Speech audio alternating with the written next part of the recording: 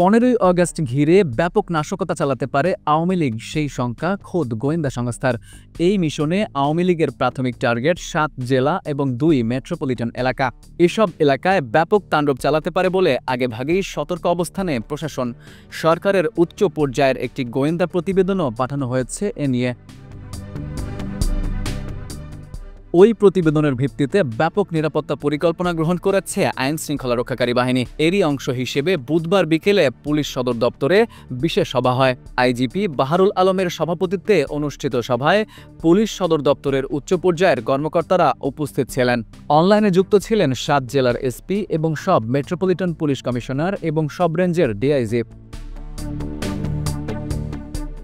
সূত্র জানায়, যেসব স্থানে নাশকতার আশঙ্কা করা হচ্ছে সেগুলো হলো ফরিদপুর, রাজবাড়ী, শরীয়তপুর, মাদারীপুর, গোপালগঞ্জ, লালমনিরহাট, ঢাকা, চট্টগ্রাম এবং চট্টগ্রাম মেট্রোপলিটন এলাকা।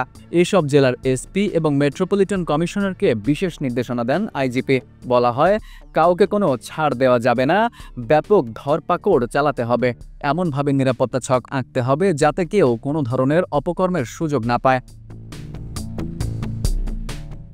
পুলিশ সদর দপ্তরের একজন ডিআইজি বলেন, সুন্দর ও সুষ্ঠুভাবে আগামী জাতীয় সংসদ নির্বাচন সম্পন্ন করতে সব ধরনের প্রস্তুতি নেওয়ার নির্দেশ দিয়েছেন আইজিপি।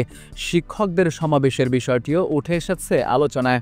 নিরাপত্তার প্রশ্নে গোপালগঞ্জ সহ বৃহত্তর ফরিদপুরের 5 জেলা, চট্টগ্রাম এবং লালমনিরহাট জেলাকে বেশি গুরুত্ব দেওয়া হয়েছে।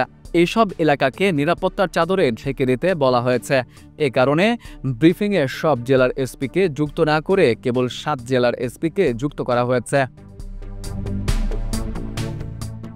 ব্রিফিংয়ে অংশ নেওয়া একজন এসপি বলেন, কোনো মামলার আসামি যেন গ্রেপ্তারের বাইরে না থাকে সে বিষয়ে কঠোর পদক্ষেপ নেওয়ার নির্দেশ দিয়েছেন আইজিপি।